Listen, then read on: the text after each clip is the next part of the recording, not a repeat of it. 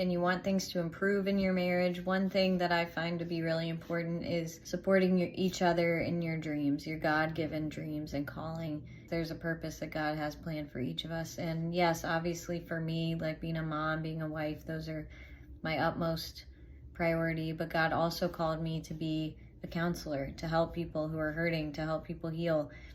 He called me from that because of my own traumatic childhood and past. And so if my husband hadn't supported me every step of the way and encouraged me and helped me, I don't think I'd be here. God used him, my husband, to help me get where God wanted me to be. In the same way, God's used me to support my husband toward the God-given calling that he has on his life, and it's incredible.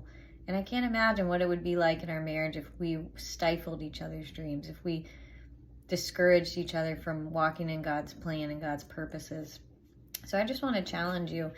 Maybe your husband or your wife has been saying, hey, I think this is what God's calling me to, and maybe you kind of roll your eyes or you ignore it or you don't want to support them because maybe there's financial risk in it, or it's time consuming, or you're too distracted by your own stuff. But I really want to challenge you to stop and look at that, because you might get to the end of your marriage with a lot of crushed dreams. Start encouraging each other to seek God, first of all, and what he might be planning for you, what he might want you to accomplish for his kingdom.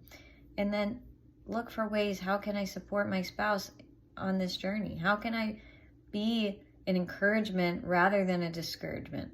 What might God be calling you to together in your marriage? Maybe there's things he wants to do with you as a couple, or individual purposes and callings, but then there's that joint purpose in our marriages. Our marriages are meant to reflect Jesus and the church. Trust me, there's a great purpose and a great calling on your marriage as well.